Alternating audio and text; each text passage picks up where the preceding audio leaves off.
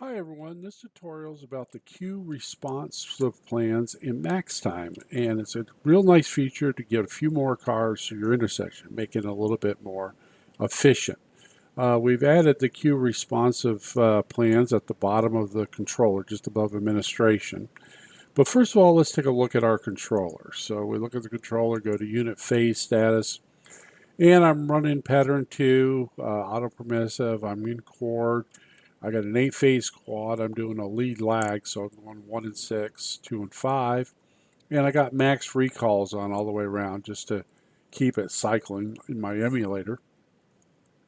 So we go and we look at our intersection graphics. So we assume that phases 1 and 6 are inbound in the morning over on this side.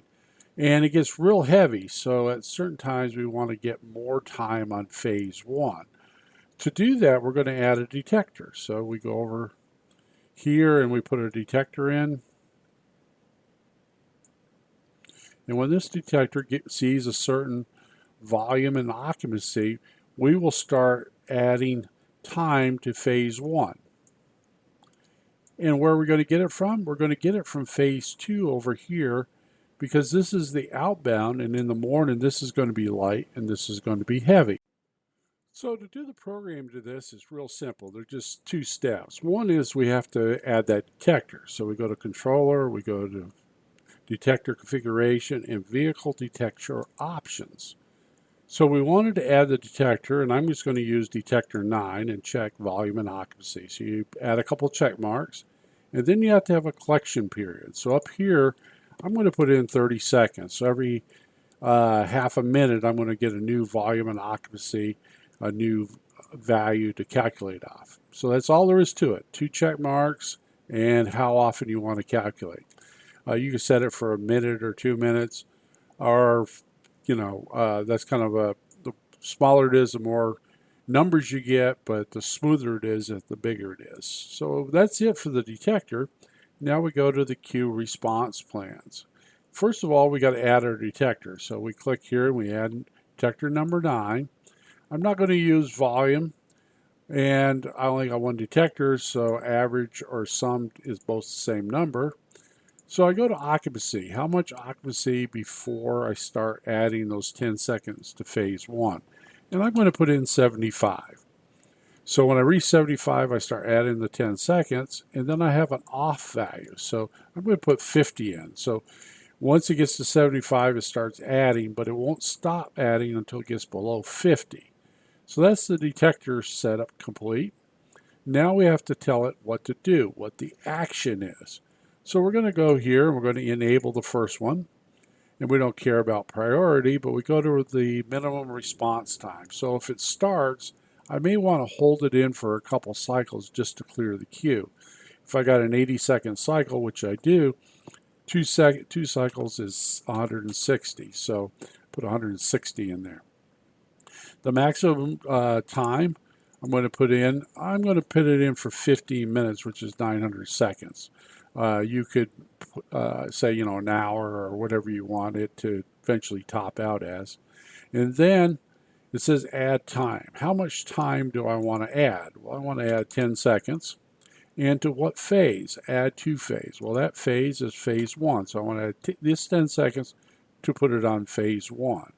And then subtract phases. So I'm going to subtract it from phase 2. And I hit apply. Your queue response plans is completely programmed at this. So now we're going to do some testing. We're going to close down the controller and we're going to go to statuses. We're going to look at our detector status. And we look in and we do not have any call on 9. And we're going to look at our recorded splits. And phase 1 is getting 15 seconds all the way across. Phase 2 is getting 25 seconds all the way across. So what we need to do is turn on our detector to move those 10 seconds up. So we go to our input-output status. And we go to IO module 3 because that's where my detector rack is. In this particular database is TS2. Hit apply. So I now have a call on phase 9. I verify that with the vehicle detector status, and I have my call there. And then I look at my data collection status. I need to see what number I'm getting. So I got one call in. I've got 26 on the occupancy, but I need 75 before we start. So I'm going to have to wait until I get the next collection period before this is going to kick off and run. When I click it, I got a partial time. So bear with us for the 30 seconds or so that it takes to pop in, and there it is. So now I got 198, and I can go to my queue responsive plan status. Always good to see what your queue response plan is doing. So the plan is active, the active timer is running, the max timer is counting down. So we've got all our numbers working. So that's nice. The plan is working, but how does it affect our phases? So we'll go to unit phase status. So right now we're in 2 and 6. We're going to wait till it comes around again to take a look at it. So we're in 3 and 7. So what we're going to look at is when phase 1 starts. It's going to come in here. You're going to see the termination time. Ugh. It switches the split or the max. So if I was running free, I could also do this off the maxes. I could have an additional 10 seconds to rotate it around. But I can run in cord, and I'm just going to do a split adjustment. So I'm going to take 10 seconds from 2 and add it to 1. So as 4 and 8 terminate, a couple more seconds. We go yellow, red. So now 1 and 6 are running. It's counting down. It's 15 seconds here. And it's in green. It's in extend. So when it gets to 0, it's going to go to green dwell. So we're going to hold it. It's going to count up for 10 seconds. That's the 10 additional seconds comes across. So when it gets to 10, it will go yellow and red. And goes into 2 and 5.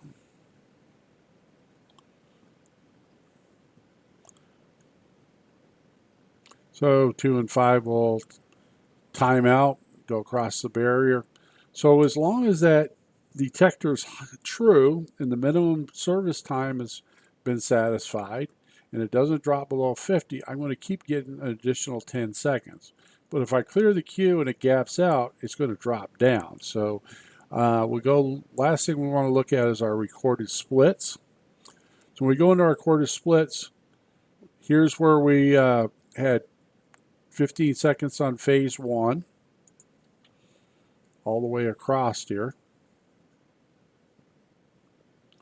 And phase 2 had 25 seconds. But now they've switched. I've taken the 10 seconds from 2 and pushed it up to 1. So I'm getting a tenth of a second off there. But outside of that, it's perfect. So we've got our 10 seconds. We're moving those extra cars. We're good to go.